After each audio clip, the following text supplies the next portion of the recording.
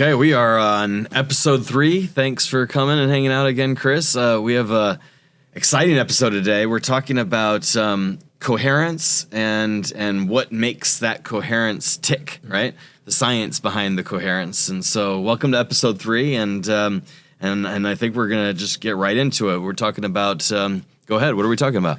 Yeah, so last episode we talked a lot about coherence and how that affects our body and emotions and staying in a calm state.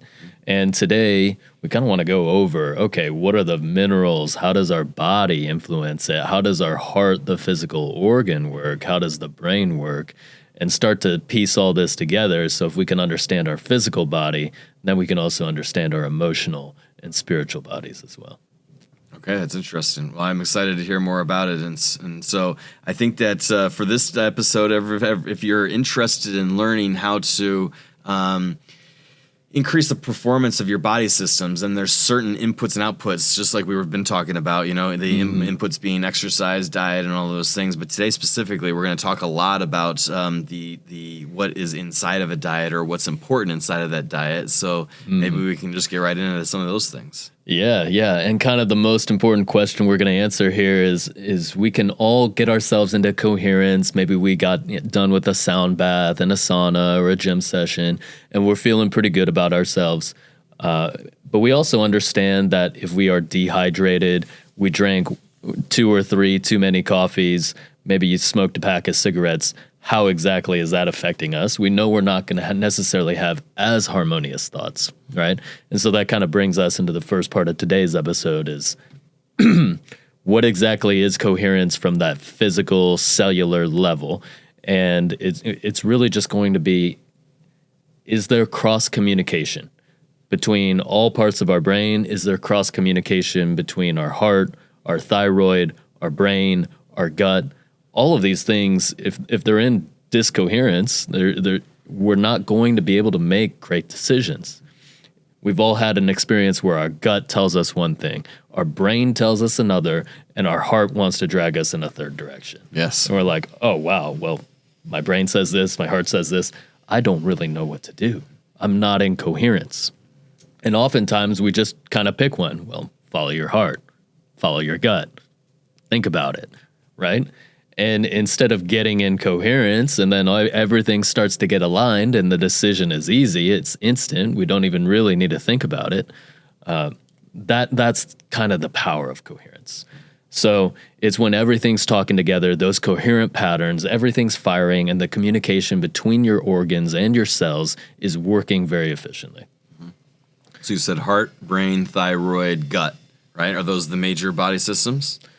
There's definitely more, right? We can be talking about your musculature system. You can be talking about your lungs and your breathing, but it's all connected. Yep. It's all connected. And the more systems that we can connect together, it just becomes more and more harmonious. Because ideally, we're just one living system, right? Made up of all these separate systems working in absolute coherence, and we'll be talking about that as well, how the heart is kind of the master pacemaker, keeping the beat of the drum, keeping everything in coherence. But oftentimes our heart, when our heart's out of rhythm, well, then every other part of our body is going to get out of rhythm as well. Makes plenty of sense to me. It's cool. Yeah. Please tell me more. Yeah, so that's going to be the difference between chaos and clarity. It's kind of like that entropic model of reality. We're always going to try and want to reduce entropy and reduce the amount of chaos that we have going in our lives. So that naturally feels good. And when our heart is beating in coherence, it's naturally reducing the entropy of our entire body. So we can think of the cell as like an electromagnetic receiver. And every cell has a membrane potential. And essentially, this is the difference between voltage between the inside and the outside of the cell. And we need ions to do this, right? We need things like sodium and potassium and calcium to balance the charges inside and outside of our cells. And we have that like electrical voltage. So that's kind of important. And we can think about that as allowing the current to flow between not only inside of your cell, which is very important, but also allow that voltage to travel outside of the cell, to start to communicate with every other cell in that organ. And then same thing, we need our organs talking to themselves, but then we also need to send that signal outwards. And we start to get a more and more complex system. And so we can kind of think of this as like ocean water. The ocean water is always going to be salty, and it's carrying all this potential energy and all of this charge, right? Versus something like a still bowl of water. It looks dead. It doesn't have as much of the charge. It's not as alive. It's not being pulled. There's no tides in it, right? And so these salts can kind of help with that electrical charge. Same thing in like a storm cloud. You have all this static electricity built up. Well, we need the ions in the air to actually transfer that as well. Okay. I'm tracking. Yep. Yeah. So, we can think of our cells as these tiny oceans. We need water, but we also need the ions and the minerals to hold the charge, to pull the water in different ways and to allow the energy to flow. So things like potassium, sodium, calcium, magnesium, all of these regulate our signal flow between our cells. When we have enough electrolytes, we're able to cross-communicate in a better way. And that's why it's so important to get enough of these vitamins and minerals, and especially minerals. Minerals don't get enough focus in today's world. We love to talk about vitamin C and vitamin D, and of course the body doesn't make these naturally, so we do need to ingest them. But equally as important is all of these healthy, earthy minerals that we need to cross-communicate, not only with ourselves, but each other and every cell inside of our body. I like thinking about it like that because, if we're just talking about, I know, like talk about a battery or a magnet or just the elements that you need inside of a battery in your car is basically minerals, right? And so it's fun to consider Absolutely. That as you want energy to flow or as you want a consistent charge to go through your body, that is impossible if you have a dead battery. And so I'm excited to talk more about that. Right.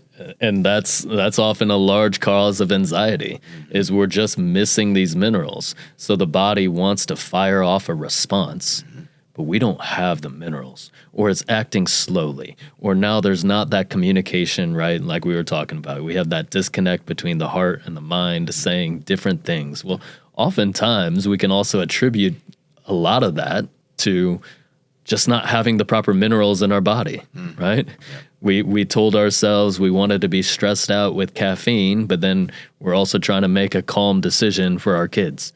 Yeah. It's not in coherence anymore, right? So we need to tell our body, here's the minerals that are going to be calm, and now I can link that up with my thoughts. Now I can link that up with my emotions. Now everything's synced, and now life just flows. It's easy, and it literally flows electromagnetically as well.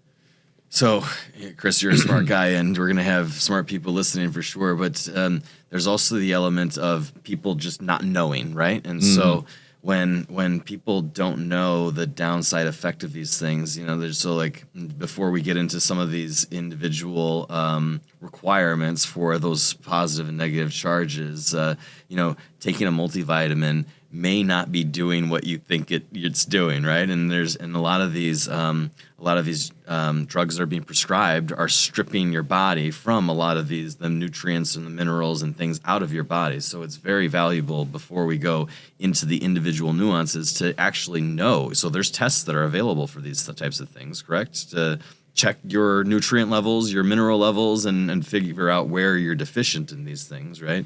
So I'd encourage you guys as you're listening to these things to not just blow it off and say, I'm taking a multivitamin, therefore I'm cool. You're going to want to know your body system, and everyone's body systems are different, and people are deficient or overly charged in many of these things. Right. And that's an excellent point. It's because we're all going to be different. Like, I can stress my body out in a different way, and maybe I feel good because I have the vitamins and minerals that I need to be able to do that, right? We can think about somebody who's maybe hitting the cold plunge and working out intensely. They have all this mineral and ionic charge. They are able to stress their body more, right? And that's one of the things I always tell people, if they're trying to get in good shape or in better shape, just try rehydrating and remineralizing your body, because all of a sudden, instead of feeling tired and weak at the gym, you give your maximum effort and it feels easy. There is no incongruence, no incoherence between your brain and your muscles, right? They want to naturally give effort if they're mineralized properly, and they naturally don't want to give effort. If there's no minerals to give, if there's no ionic charge, everything's going to feel very hard. Yeah. You're going to get through one set of a workout. You're going to be like, I just don't want to be here. And it makes sense because the body doesn't want to be there. It's not in a state ready to accept stress. Yeah. Well, I appreciate that, Chris. I kind of got us off track on just, they popped into my mind, and it may have, family and friends that absolutely believe that they're healthy and that they're getting these things just by popping those multivitamins, but they don't know that alcohol is stripping their body of all of these things, or they don't know that some of the drugs that they're being prescribed are stripping vitamin B and all these other things out of your system. So before we go too far into those things, I wanted to kind of clarify that don't blow by these things, because you don't know until you know. And I had a series of tests, and there's certainly. Luckily, I'm a very healthy guy, but there's definitely things that I am deficient in, and I have been working on, and we'll get into these as I go into the stories. So basically what you're saying is the minerals, potassium, chlorine, these are all creating the capability for you to be in coherence, right? So the things that we've talked about in episode 1 and 2, and some of these physical exterior things that can help you stay into a flow state, or that there's also all of the charges in the interior state of that flow state, right? Exactly. Fair? Yeah. Okay. Exactly. And so if we think about it like, okay, we can do we can do everything through our spirit. Mm-hmm. We can do everything through the present moment, but we can't choose our biological responses. We can always choose how we respond to the response. But we can't choose that first signal. Yeah. And so oftentimes we're just reacting to that first signal, and then that's creating another loop, and that's creating another loop. And then it becomes harder if we don't have the right minerals, right? It becomes harder to then rewire our brain. Then we get stuck in these stressful loops. And because we're stressed, we make decisions that keep us in stress, right? You're going to eat foods that don't have the minerals and vitamins, right? That's actually how our brain works, is we just start to attune to who we think we are. Yeah. It's funny that you just said that. I had a few tequilas last night, and so just the sugar that my body says, you get the sugar in your body, and all of a sudden you want more sugar, and I'm not going to continue to drink tequila all night. So I go and I look for my kids' jelly beans or whatever, gummy bears, and so I'm like eating all of these gummy bears because I'm trying to replace what my body is trying to mirror into. Right? It says, oh, you have this, now you want more of this. Right? Is that kind of what you're saying? Exactly. And you want to be in this state? Okay, here's a good option. Oh, you wanted to be stimulated from sugar? Here's another good option. Oh, you don't want tequila? Let me go look for the best possible solution. But we're not telling it, I want to be in coherence, and I want to be this happy, healthy, just purely coherent being. No, in that moment, we wanted to be the stimulated being. Right, and having the sugar, and that doesn't always work out to our benefit long term, and there's nothing wrong with making decisions like that in the short term. This isn't to berate or belittle anybody for their decisions. It's just, okay, if we want to get back in coherence, it just starts with that next decision always. Yeah, and keep going. But please. Yeah, so. Let's talk a little bit about the minerals of the brain, because the brain is so important, and if the brain doesn't have enough minerals, we tend to think of brain fog, we tend to think of laziness, we tend to think of procrastination, but oftentimes these are just mineral deficiencies, right? We can help a lot of people, and I think that's very important for a lot of our listeners. We never want to beat ourselves up. You're not lazy, you're not just a procrastinator or whatever, but maybe you're chronically deficient in some of these minerals that allow you to act in a different and new pattern. Mm-hmm. And so we can start off with magnesium. Mm-hmm. And magnesium, as we talked about in the mitochondria in episode 1, magnesium is what actually binds to the ATP. is what takes that energy from different spots, right? So the mitochondria produces it, and then how do we actually get that energy elsewhere? Well, we got to have magnesium come in.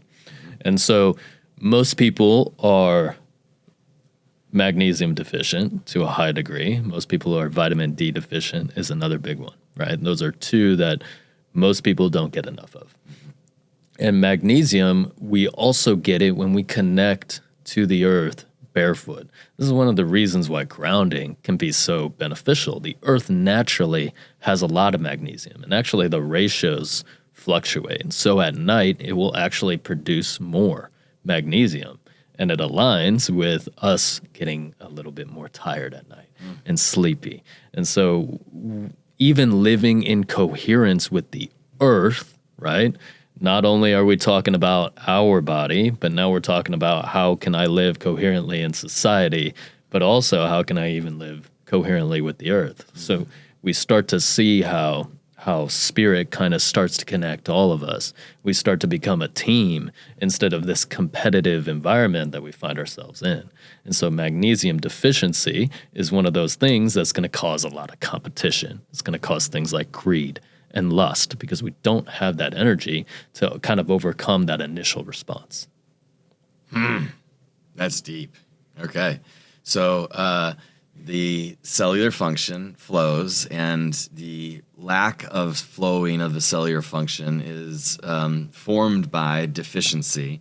Deficiency, the ones that we're talking about here, magnesium, and what was the other one that we just went? Vitamin D. Vitamin D and magnesium. Okay, so then these two deficiencies will create a negative downside effect, being things like depression and the inability for your body to be in coherence will then create those downside effects of having ups and downs or mood swings or being in a funk or whatever those things are. Yeah. Exactly. Okay. Exactly. And we see it in the person that is like, I know I want to lose weight. I know I should do this. I know I should go to the gym at 7 a.m. I know I should drink more water. But then they find themselves in the morning, okay, instead of reaching for the water, they reached exactly for the Red Bull and maybe the vape pen, right? And they told themselves they were going to go to the gym, but now they're like, oh, now I'm tired and stressed, and now this feels like a lot of work, right? And it's tough to get out of that state if we're just trying to use purely willpower. Willpower will always work. It's kind of like that brute force method. Sometimes we have to go through pain and suffering with the brute force as well, right? Like that workout might be terrible. Yeah. If we get through that first initial one, awesome. But as society, we often tell people to go in that hardest route. Oh, you just got to stick it out. You just got to want it. You got to go for it. And that's absolutely true. But like, let's also help ourselves with the vitamins and the minerals. Let's help our body help us instead of having our body fight against us. And now it's like we're dragging our feet through mud instead of sprinting downhill. You're just saying work smarter, not harder. Yeah. So absolutely. Right. You go faster. It feels easier. It's effortless. If you talk to any high performer, it's not like they hate doing what they do. Oftentimes it lights them up. It gives them energy. It's not taking away their energy, and they're thinking about how can I solve the problems versus somebody who's maybe first starting out and they doubt themselves and their body's in a discoherent pattern. Well, all of a sudden it's going to be very difficult for them, and they're going to doubt themselves, and their progress is going to be much, much slower.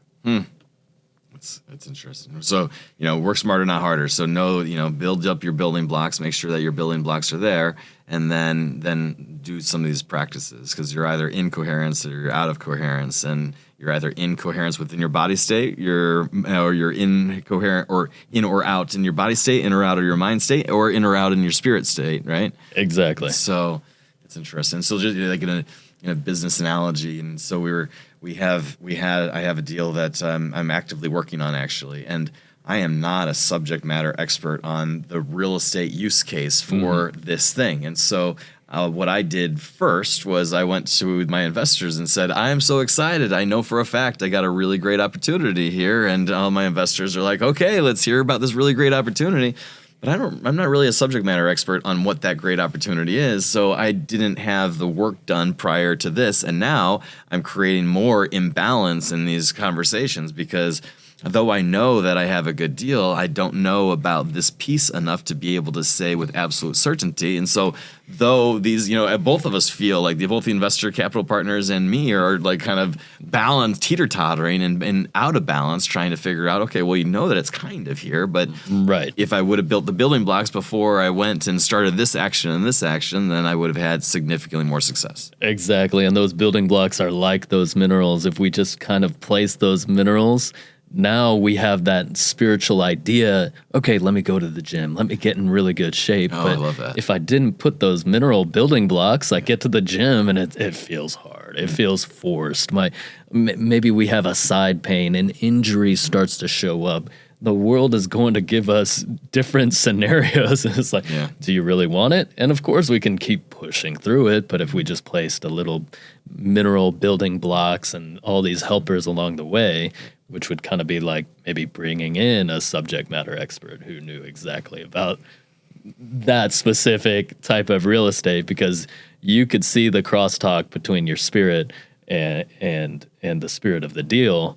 But the body of the deal, there was a little disconnection there. That's interesting. Thank you for sharing. Yeah, no, it's fun. I love so and it in sales we say act as if, and I love how you just described like the act of deciding I'm going to have a banana right now will trigger the future, right? Looking into the future, you're looking to be the person that you want to be, not necessarily the person that you are. So if you're eating a banana allows you to get in the mental state of who you want to be, then you will create that attraction. You will get your own body in alignment, and things should become easier in the gym and in daily practice. Exactly. And if we take it back to the gym, because I think it's easier for people to understand, okay, most people work out in some capacity. Maybe it's not even in the gym, but at least some of us, we walk and squat and do these different things. So if we're in a deep squat, and let's just say we finished off 50 air squats, we are going to have a deeper connection with our quads than if we were laying down and just thinking about it, right? So there's that mental component, but also that action component. And when we take more action, that allows us to get in more coherence, because now we're combining that bodily aspect. And if we combine the minerals, we're going to have even a deeper connection within our body, which also starts to affect our mind, because, okay, we were able to do them faster or with more weight, and now we feel good. And now our mind naturally has that mind-body connection more, but simply because the body was kind of leading the way. And at different times, we'll need our spirit to lead the way. At different times, our emotional body will lead the way. And so if we can amplify all of these. So magnesium, it binds to the ATP. So if we want more energy in an organ, one of our organs isn't functioning properly, we need more magnesium. And our brain, being one of those organs that requires a tremendous amount of energy. So magnesium is certainly very important for preventing all these neurons from just chaotically firing, and that could lead to the mental fog. It can lead to the anxiety, and anxiety being my spirit tells me go do one thing, and my brain's just not even functioning with it, right? Like that's just, anxiety is oftentimes just a disconnect between what we want to do and what we think we can do. Mm-hmm. Certainly. And then we have the sleep disruption, right? That's going to be magnesium. It's very good for sending all this energy, especially for repair. When we're in a stress state, we're not in a repair state, we're in a performance state. And then when we go into sleep, magnesium is going to be essential for sleep. That's oftentimes we can't sleep very well because our body's like, I want you to sleep. You just don't have the minerals to actually repair at night. So what is the point of going into the state? You have no minerals. You have no hydration. Of course, you're going to toss and turn because it's signaling to you there's that incoherence again. So that's magnesium. And then tell me before we can move on, ATP. We defined it in a previous episode, but tell us ATP and that binding process. So what is ATP? So ATP is basically, it's called adenosine triphosphate. So you have an adenosine molecule and you have 3 phosphates that connect to it.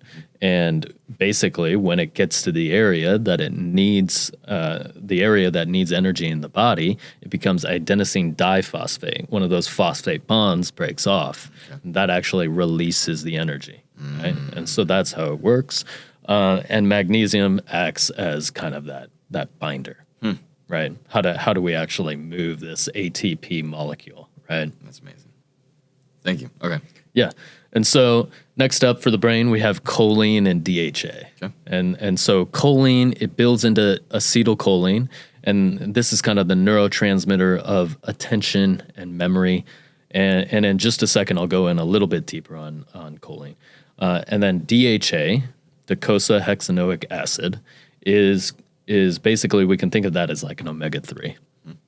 And this omega-3, it's going to allow our neuronal membranes, right? We talked about the cell membranes in our last episode, and that's going to allow and increase flexibility. So it allows things to go in and out quicker, and it also keeps things out that we don't want in. If we have a toxin and it's blocking this electrical flow, we have this huge heavy metal, right? And it's blocking the flow in between our membrane and the inside of our cells. Well, okay, that's how it leads to a lot of the things like memory loss.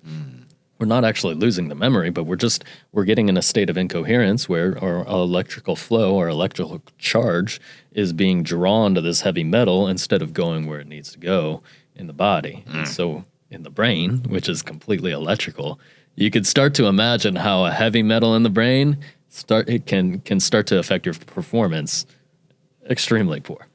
Huh, that's super interesting. Yeah, so you're going to have decreased receptor sensitivity, decreased flow in between your cells, but with DHA, it all moves faster, stronger. Your receptors are more sensitive. I don't want to go down the rabbit hole of heavy metals, but just all of my, yes. We'll stay away from those topics right now. But heavy metals is something really important, and so I have lots of friends that have lots of degenerative diseases or conditions where their body is not able to expel those heavy metals, and so I didn't recognize that as an effect on the brain, but also something that you can have tested, and especially in today's modern environment, it's very valuable to know if your body is retaining heavy metals for that perfect reason. Yeah. Right. And then that's where, and we'll talk about this in later episodes too, but I think getting the knowledge out there of what's actually going on in the body is so important. But for heavy metal specifically, okay, we can start to take something that's going to chelate to the heavy metal and get it out of the membrane. And then we can also start to increase our fatty acid intake. Things like the extra virgin olive oil, things like fatty fish, and all of a sudden those heavy metals, they just won't even stick around as much. But yeah, there's definitely a lack of wisdom in today's society. We often just want to address the problem instead of looking at the overarching theme of what's actually going on in our cell. Why is that detrimental? Yeah. So that's DHA, and it also works with sunlight to convert this photonic energy into electrical signaling. And that works with the eye and the pineal gland. It also converts into melatonin, but that's kind of DHA in a nutshell. And both are essential for synaptic plasticity, basically the ability for our synapses to change and fire in new ways. A good, healthy brain with enough minerals and enough vitamins, it can fire in new ways. It can start to rewire itself. It can start to optimize. But when we don't have enough minerals, okay, we have to take the path of least resistance because we simply don't have the tools and the building blocks in the mineral and vitamins to be able to fire in a new way. Our brain wants to think in a new way. Okay, we should go to the gym, but we don't even have the vitamins and minerals to rewire that new pathway. So it becomes hard.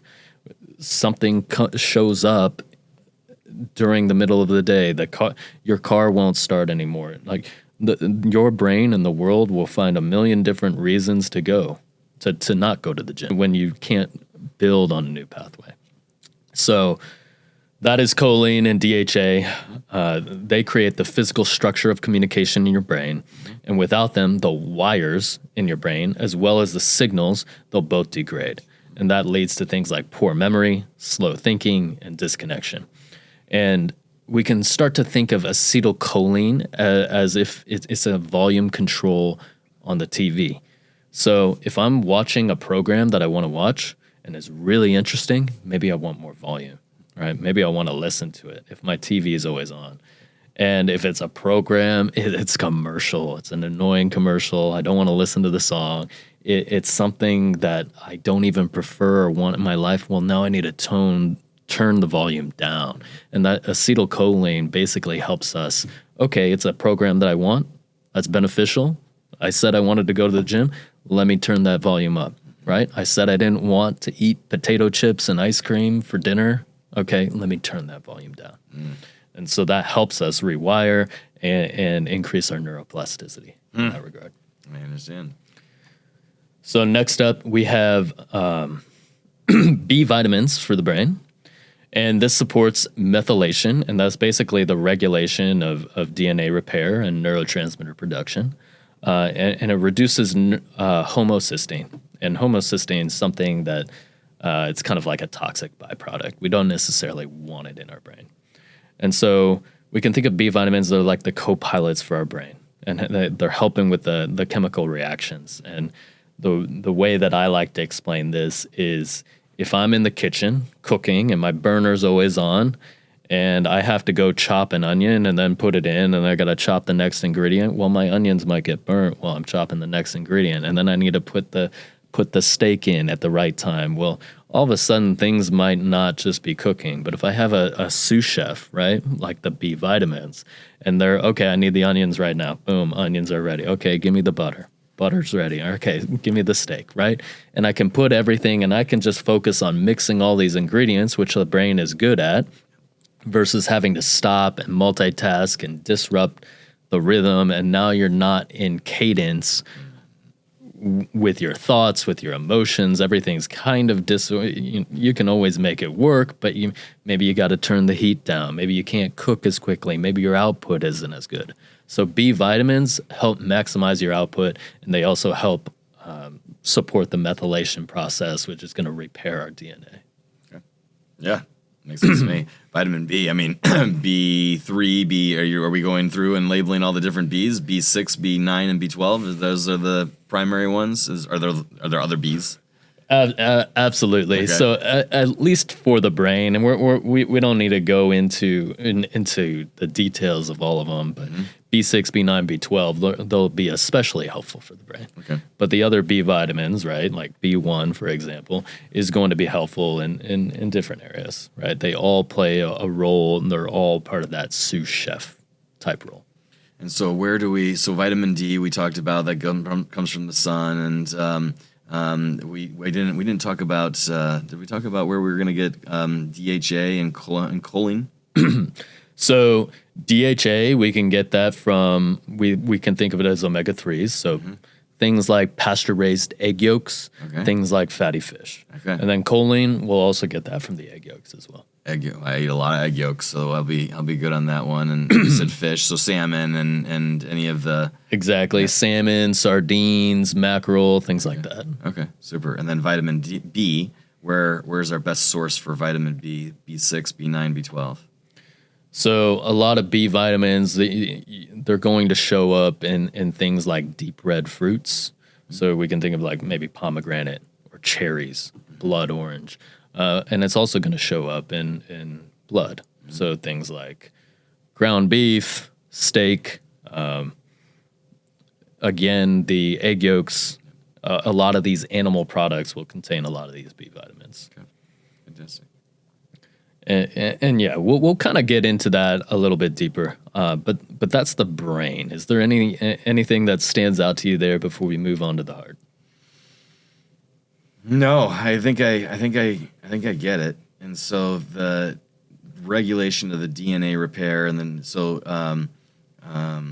I think that No, I think I do have a couple things. I think it would sidetrack. I think it would sidetrack the conversation too much. So let's keep going. Let's get to the heart. Yeah, we'll go over the heart and the vitamins and minerals of the heart, and then we'll kind of go over the vitamins at the end, just generally what they do for the system, and then we'll kind of go from there. Okay. But the heart. So the heart's job is to maintain this consistent pace, right? Boom, boom, boom, boom, boom, boom. This sends out electromagnetic vibrations all throughout your body, and it starts to pump the blood, and it starts to affect and infuse the water with the vibration and rhythm of your heart. And so keeping that heart's rhythm, you can imagine it's a pretty energy intensive job if it's constantly contracting. I mean, it's not necessarily a small organ, right? If you had to constantly contract your hand, well, that would start to get tiring, right? Well, that's going on inside of our body.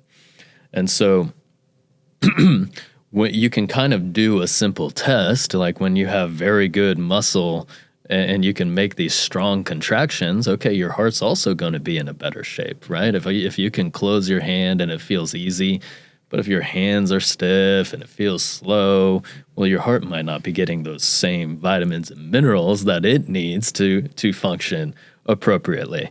And then everything becomes tough. We can think of cardio training as training our heart, but we're also training all these contractions and everything to work in rhythm. And when the heart is not working efficiently, everything just feels harder. So oftentimes we go on a run and we get into that kind of that first wind, as we want to call it.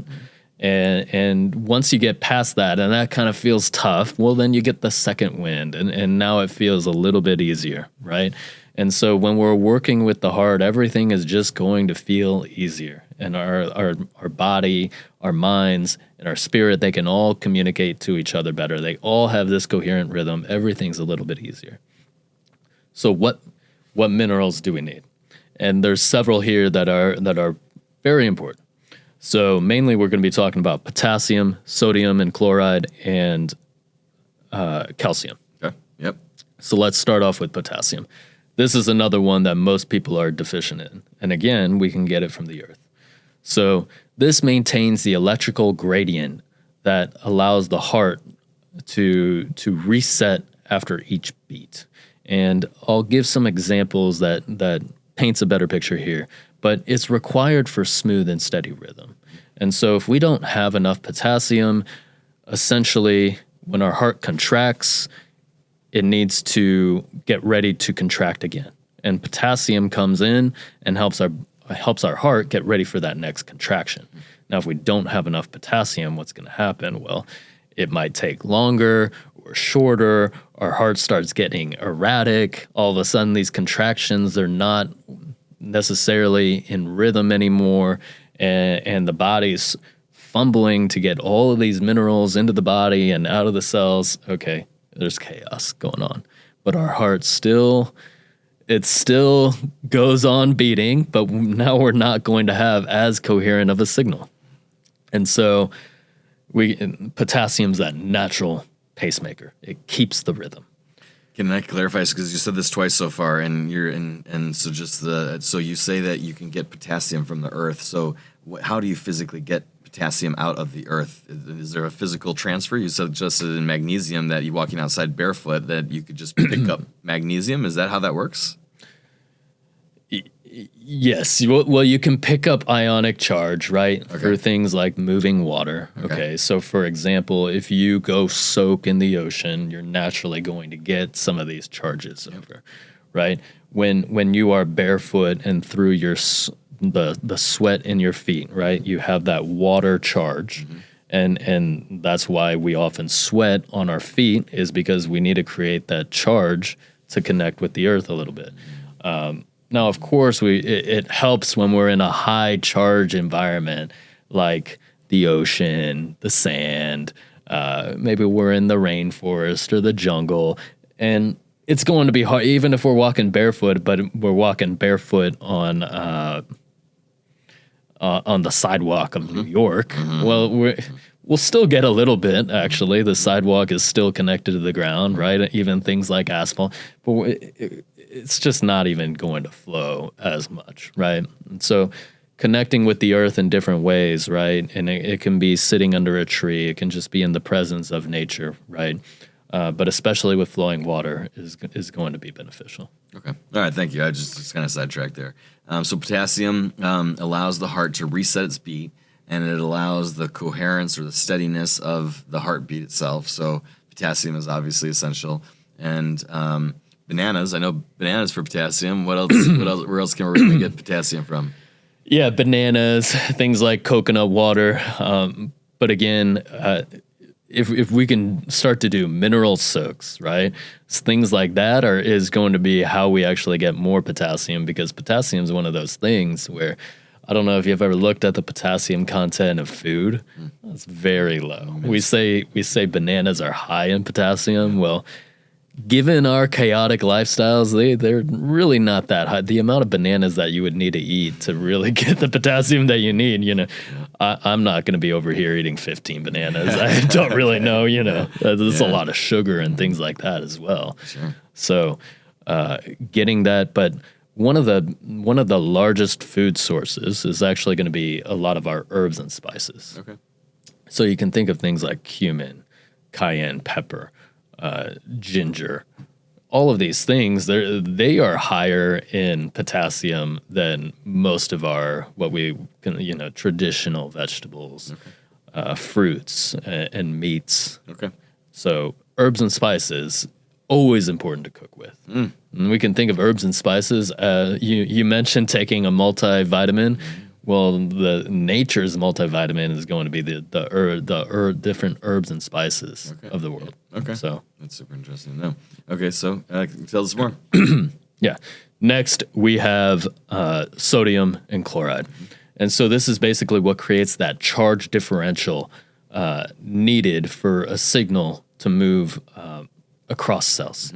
So we can think about in any electrical system, we need some sort of voltage differential, right? Something wants to move from one state of voltage to the other state of voltage. If they're the same voltage, there's not going to be as much natural communication, right? And so sodium and chloride, they help create that fluid balance in our cells, which is crucial for our cellular function. So they help hydrate our cells, but also without them, the heart and the nervous system, they kind of lose that electrochemical spark that we naturally have within our cells. And so a story here that can hopefully help our listeners understand this a little bit more. Okay, Chris, like how do I practically apply this, right? And we can think of, let's say I'm pulling back a rubber band and I'm trying to launch something. And we can think about the balance between sodium and potassium as kind of launching this rubber band. So if I pull this rubber band back, sodium's going to basically be the trigger or the signal that says, okay, it's good to release, right? Calcium is going to come in and actually perform the trigger. And then potassium comes in and helps the body pull that rubber band back again, right? And so that's what's going on in the heart. Every heartbeat, you can just think of it as like a rubber band. It's snapping back, it's launching all these vibrations out, and then it needs to reset. And that's kind of where sodium, calcium, and potassium all come into play to keep each state of the heart requires a different voltage state as well, a different state of minerals that are needed. And so we're all worried about our health, but we're not necessarily worried about our chemical voltage in our cells, but oftentimes that's exactly just what health is just, okay, we've gone too long without this voltage in our cells. The body's not working correctly. The heart's now out of rhythm all the time. Okay, I guess we needed just a mega dose of potassium and sodium. And we just needed these minerals and hydration, and we just went too long without it, and we call that heart disease. Okay.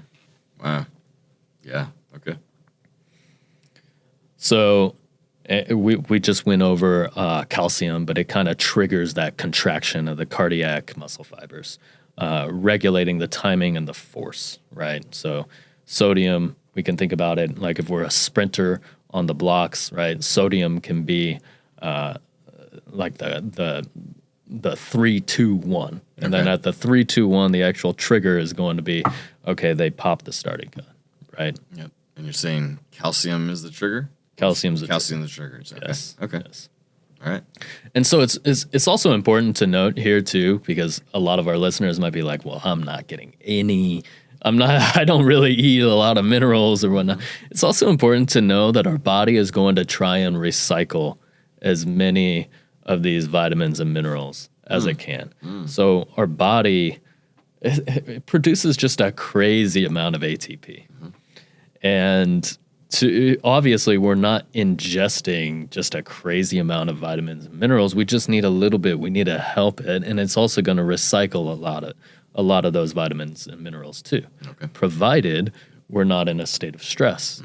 If we're in a state of stress, we upregulate it. We go through them quicker. We can actually handle a lot of stress, and it's actually good to go through these. But if we go, such as weightlifting or Wim Hof breathing or cold plunges, and we're doing it in a controlled way, versus we're out of control, we're stressing about a work deadline, we're financial stress, relationship issues, and all of a sudden you're starting to live in a constant state of stress. It's starting to affect your sleep. It's starting to affect your relationships with other people. Well, you're just absolutely burning through all of your vitamin and mineral stores, and it's going to help to replete those as quick as you can. Yeah, I get it. So if you're having an especially stressful day, make sure that you're getting the right nutrients into your body because you're burning through them. And so then you're also saying that you're recycling these nutrients. So things like eating 15 bananas may not be necessary, but you're saying then the counterbalance of that is that you will deplete yourself if you're not in your normal flow or rhythm, right? So if you go into these extreme, most of us are in stress many, many times throughout the day, right? But if you're going in those streams, then you do have to focus your attention on not necessarily the recycling of it, but maintaining or creating more within your body. Is that fair? Absolutely. And that's kind of the time that we naturally don't want to focus on nutrition. Chris, I don't care about getting all these herbs and spices because you don't get it. I got rent's due tomorrow. I got a lawsuit happening. Maybe I'm going through a bad breakup, and I feel bad about myself anyways. I feel guilty and shameful about me not taking any actions anyways.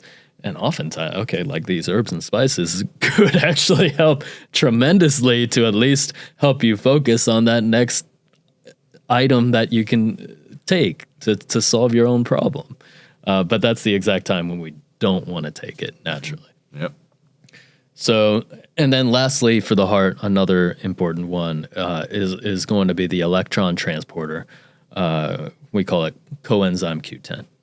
And so coenzyme Q10, it helps power the mitochondria, it helps allow these electrons flow. Again, even within the mitochondria, we're talking about these electron flow, and CoQ10 is going to be something that is very beneficial for creating enough energy for the heart to do all of those contractions. Okay. And where do we get CoQ10? So CoQ10, things like walnuts and nuts are going to be in CoQ10.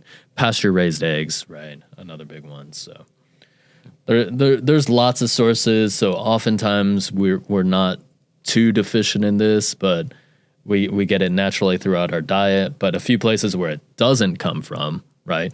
It's not going to come from the processed quesadilla. It's not going to come from a light beer, right? And so we can. I think it's more important for CoQ10 to. Most of us will get enough of it naturally from our diet. It's just important to know what it does not come from. It's not coming from the energy drink. It's not coming from your vape. It's not. Let's be let's work with our body slightly. On CoQ10. Okay. Cool. And then as far as vitamins for our overall body, so vitamin D, one of the most important ones. And it's going to be one of the most important ones because it helps us collect light from the sun. So if we can think of our body as needing all of this energy, right? Well, minerals will help, absolutely. And we need these minerals to transfer the voltage, essential in that regard.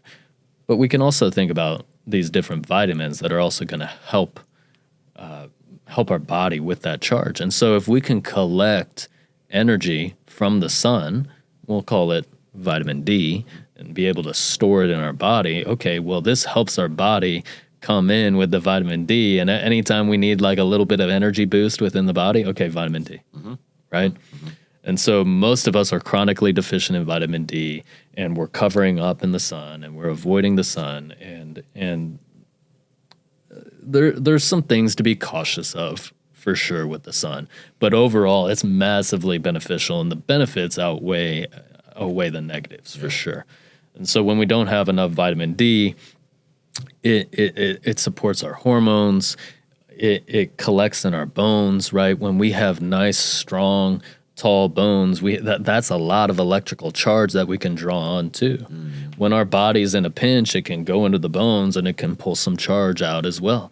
Oftentimes you'll see people start to get shorter as they age too. Well, okay, we can start to see why that happens because they're pulling out some of that electromagnetic charge from their bones. The bones also contain the stem cells, right? And we can start to see how every part of the body is just starting to work as this electromagnetic masterpiece that we call the human body. That's cool to think about. Yeah. All right. So without coherence, it breaks at the level of gene expression. That's vitamin D. I guess from a practical application perspective, we feel it every time. It's like you go into the sun. Like I've been working all day in an office, and you go out in the sun, and all of a sudden you feel the warmth on your skin. Like your body is telling you that there's something good happening there, right? And so exactly that makes a lot of sense. It was telling you, it was begging for a little bit of energy instead of the light, these fluorescent lights that are actually sapping and taking our energy. Yep. Just getting out in the sun for a few minutes, and especially when you have that contrast, right? We're under these fluorescent lights for maybe 4 hours. We take a lunch break. Well, all of a sudden, this is our first time getting the sun in a few hours, and it feels absolutely incredible. That's great. So the next vitamin that I want to talk about is vitamin C. And vitamin C, it helps build the collagen, and this helps build the structural integrity of things like the blood vessels and the neurons. And the cool property about collagen is that it's very conductive of charge. It allows charge to pass through nice and easy, right? And collagen is going to be a building block for a lot of different parts of our body. But for example, the skin needs a lot of collagen. And well, why does the skin need so much collagen? If we move back to the last vitamin that we just talked about, because the sun has all this energy, and the collagen is going to help allow some of that energy to pass through. So we need that collagen. We're allowing that energy to flow, right? And we can talk about in later episodes why we get skin damage, why different parts of our bodies start working, but this is starting to lay the foundation. If we don't have the mineral balance, if we don't have the vitamin balance, it's not just about calories in, calories out, or if it fits my macros. We absolutely need vitamins and minerals, and oftentimes if you have enough vitamins and minerals, you can get away with far fewer calories. Mm-hmm. Yeah. So vitamin C, it's kind of that protector. It preserves the structure and function of the wires, right? We can think of our nerves sending out these signals, sending out through the wires, through the pathways of the brain, right? And the heart and everything within our body. And vitamin C kind of puts out these immediate fires.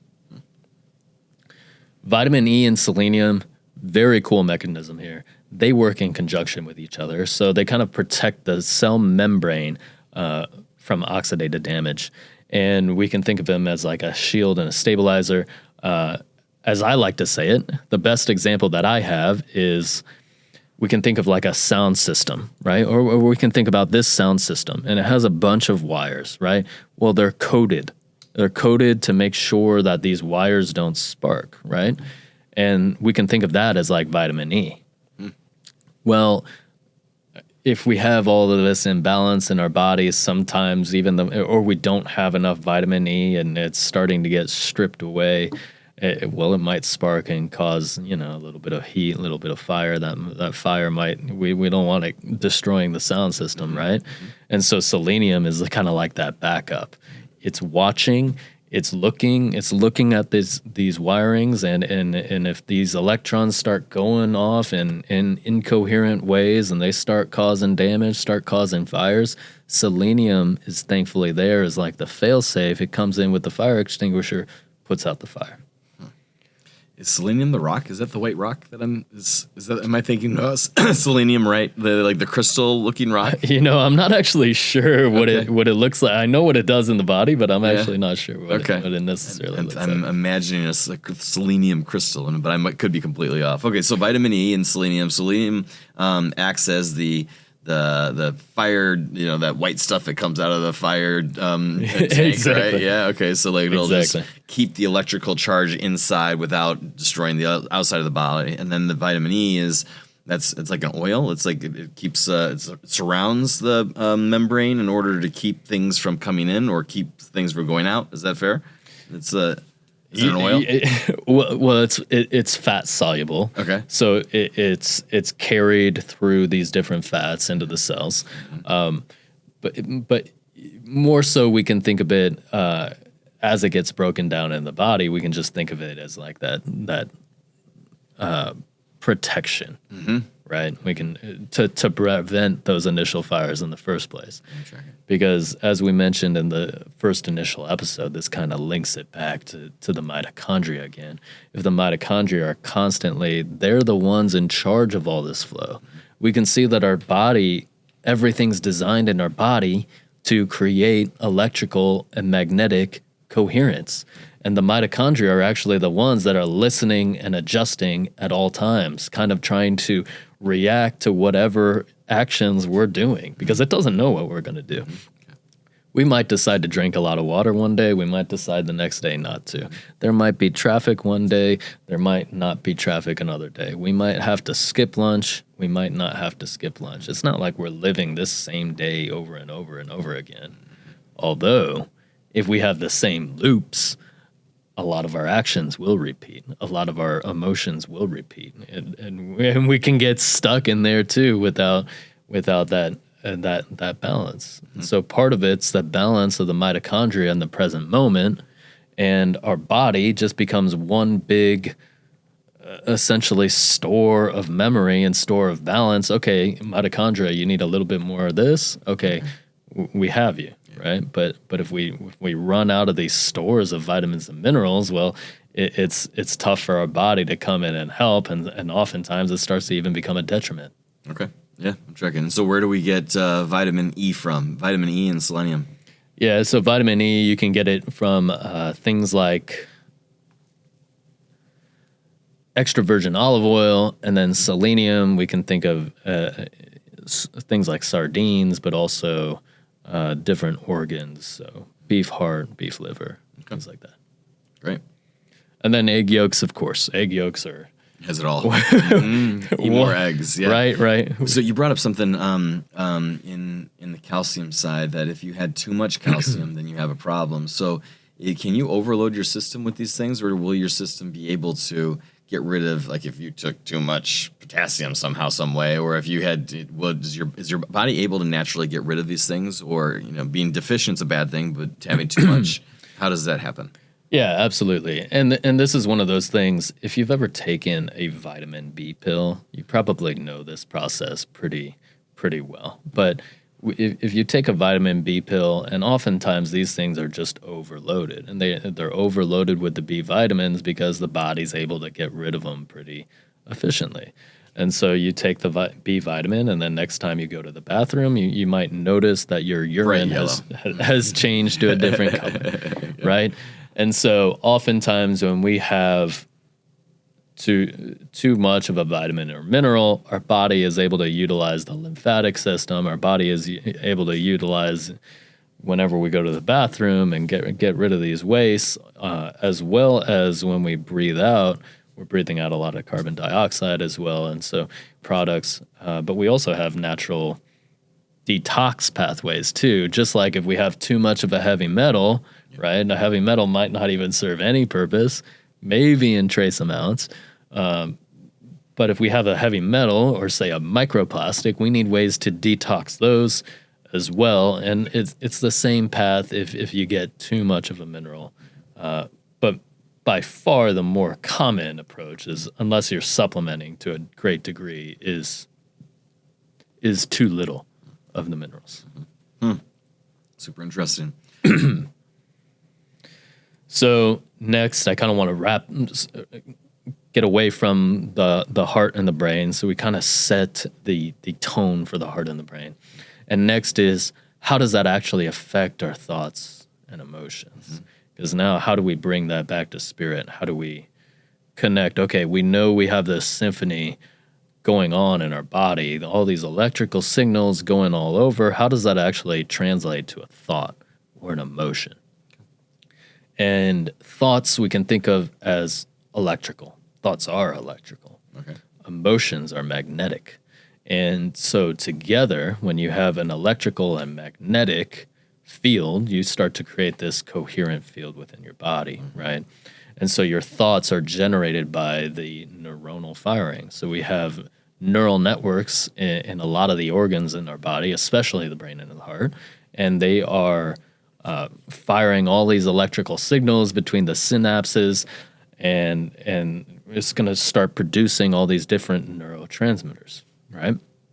Well, and those are going to start to affect your thoughts. They will become your thoughts. They will be carried in that way. And your emotions are generated by the magnetic waves of your heart. And those are going to be moderated by hormone levels, cellular rhythm, and the coherence of your internal environment. So when you have a heart that's beating consistently in good rhythm, it's feeling good, you're going to produce good emotions as well. But if you are stressed, you overloaded yourself with caffeine, you haven't slept, well, you're going to naturally, everybody feels it, you're in a poor mood. But you're not just in a poor mood, your heart's in a poor state, right? It doesn't have the vitamins and minerals and everything that it needs. And so that starts to affect your emotions as well. And likewise, when you're around somebody, and in our heart's magnetic field, as we talked about in episode 1, they extend outside of the body. And when we're with somebody we love, oftentimes a lot of love is their heart got me back into rhythm. And I had extra energy to give, and my heart got the other person back into rhythm. Yeah. And you start to share this energy, and you start to, because the world is chaotic. We do live in a very stressful environment. And so when we have other people, or maybe a great team member, always taking care of what they needed to do, gives you a high five, maybe you're lifting with somebody, very encouraging, you start to feel the energy of your heart, and you start to get each other back into a natural rhythm. Or even a dog, for example. You have a pet, and the pet's always excited to see you, right? And it brightens up your mood too, because you're sharing the energy of each other's hearts. You're getting each other back into a coherent rhythm. That's super cool. So the quality of both your thoughts and emotions is going to be governed by your cellular voltage, the membrane integrity, and the mitochondrial output. And so the thoughts, if the brain's electrolyte balance is off, if we're thinking about we have low potassium, low magnesium, then your neurons are either going to fire too much or too little, right? And this can create racing thoughts where maybe your thoughts are going way too fast for your emotion. Boom. Anxiety, okay. Exactly. Yep. Or if you feel like you need to do something and your brain's just not working, right? And we call that brain fog, right? But oftentimes that's like depression. Our body feels like it needs to do something. I I feel like I need to get this job. I feel like I want to find my wife or husband. I feel like I should change my life. I feel like I should start going to the gym and get myself healthy. But the brain's just like, I don't know what to do. I'm not giving you any thoughts that are helping with this, right? Yeah. And so without any help from our brain, it feels helpless because our heart's like, hey, I want to feel this way. What's going on? Okay, well, nothing's going on in the brain, right? So we either going way too fast and our heart's not feeling anything and we've numbed our heart anxiety, or our heart's telling us a signal and the brain's just not picking it up at all. There's nothing up there, and that's depression, apathy, things like that. Overcharge, undercharge, right? Overcharge, undercharge, exactly. Yeah, makes sense to me. But and hopefully this starts to make sense for a lot of our listeners, because I really want it to click. I really want people to come out of this episode with, oh, wow, that's so cool. I had no idea about these things. Okay, I start to understand my body a little bit more, because there's not many people talking about the actual mineral or vitamin requirements. We know that they're generally good for us, but now we start to understand why and how the body operates. Yeah. There's a lot of sad people out there, and there's a lot of mineral deficiencies and nutrient deficiencies, and there's no coincidence there. And there's a lot of heavy metals out there, and there's no coincidences that your brain isn't working because of heavy metals. So it's it makes sense. But yeah, I love how you kind of tie it all together, because if people know why they need these things, and if people have symptoms of these things, then you can go back to what God gave us. Go eat some plants, eat some animals, eat what is on this earth, and then you're not a victim anymore, because then you can take an action. Then you feel like you can change it.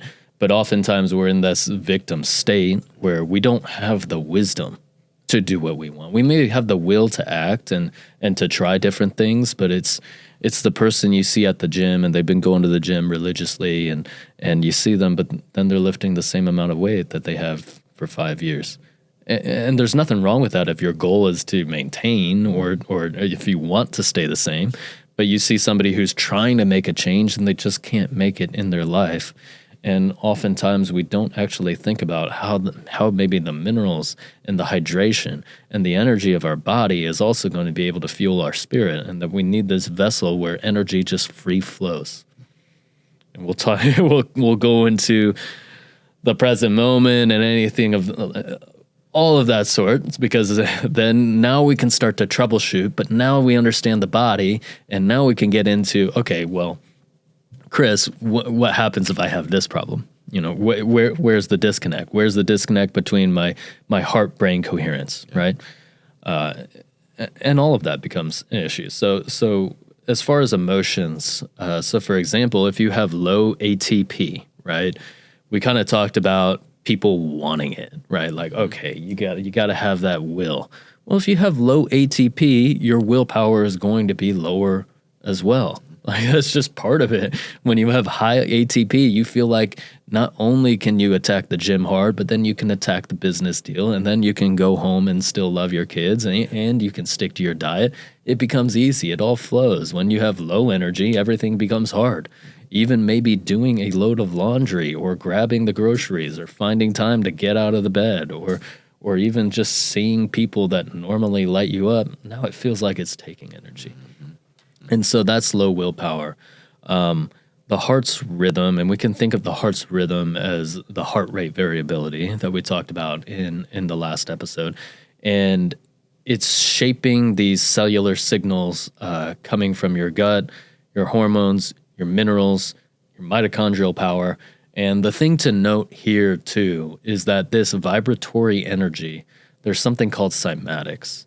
And essentially, if you put water on a drum or sand on a drum and you beat the drum and you allow this vibratory energy, it starts to shape it in different ways. Yeah. So if you're keeping a natural beat, it's going to start to produce very coherent geometric patterns within your water. And we'll call this sacred geometry. But sacred geometry, it's basically what in this world, what geometric shapes hold the most energy, right? That's sacred geometry. Now, if you're all over the place, just playing whatever, all these vibratory signals are clashing with each other, it's not going to create a very coherent signal. And you can actually see this in nature. So if you cut open a wasp nest and a honeybee nest, and so honeybees, very coherent animals. They are talking with each other. They are working together. Each one knows their role and purpose, and they create just these absolutely beautiful honeycombs. Very, very coherent. And contrast that with the wasp. We think of them as like a similar animal, both with stingers, but they're not talking with each other. They don't work as much as a team. Look at their nests. It's chaotic. There's no order. It's completely, it looks like an animal in stress, right? The bees, not stressed, but part of that is they're sensitive because if there's even a little bit of incoherence, well, we're seeing the bee population decline. But that's part of what's going on in the body. If we create these, if the heart creates this sacred geometry, and we'll get into that in a future episode, but that's how actually it applies to our body. And this is how math and geometry and all these different things, they start to actually tie back to the body. How is our DNA made, and why is the DNA in a certain geometric pattern?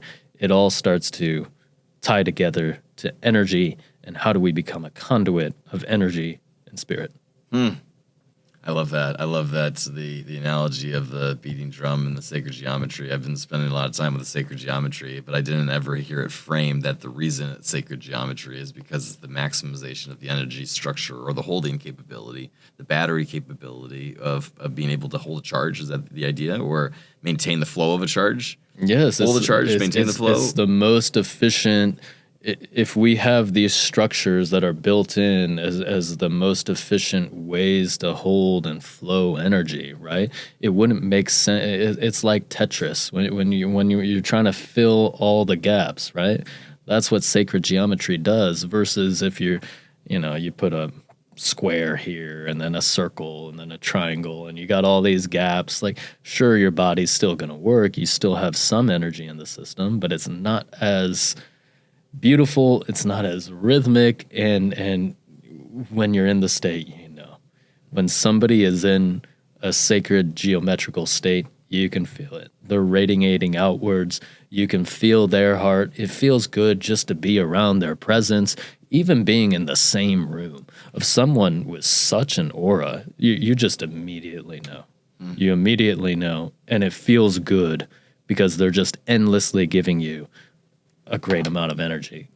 And so then what I think you're saying, so I spent a lot of time with sound baths and there's nothing better than hear those crystal balls going, and you just feel it through your whole body. But then I think that what you're saying is that I feel good, or I want to, my body is pushing me to do those things because it's maximizing my own ability to withstand or hold energetic flow. Is that fair? Absolutely. So that's one of the most powerful ways, right? Like, we can be around people that we absolutely love, that have these strong hearts, but what if we're all in discoherence, right? Incoherence. What way can we get ourselves all back on track, right? Because if I can't rely on your heart, you can't rely on mine. I'm stressed. You're stressed about something else. Okay, that's where the crystals come in, and we talk about a lot of hippies, and I think a lot of hippies don't necessarily understand exactly what's going on. They know these crystals help them, but they don't actually understand what it's doing. And when we take the crystals and the sound bath, and these crystals are able to hold, the crystals have a very coherent lattice, right? Everything is nice and orderly. So, as we just talked about in sacred geometry, it can hold a lot of that charge.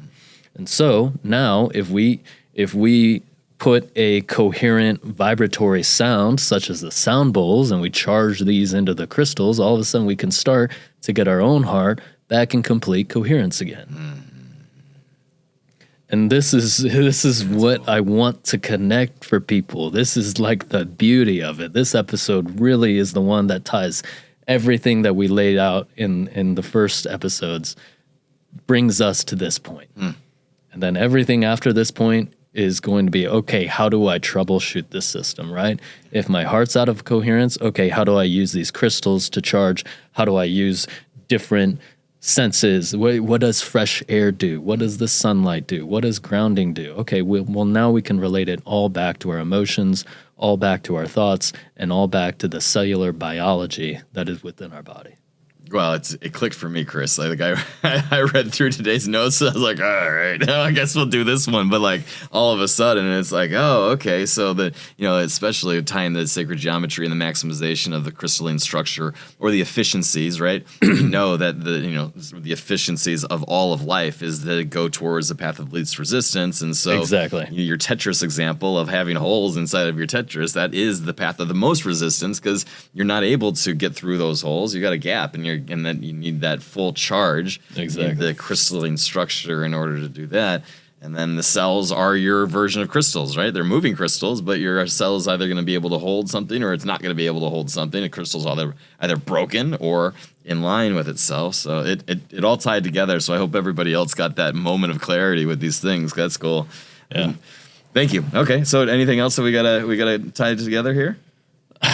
I think this just sets the stage for how do we solve problems and creating all of this coherence within our body, and how do we create more loving actions. So this sets the stage for us to kind of solve all of our own problems and get out of a victim mindset, and we can start to transition to what actions do I need to take? How can I realign myself?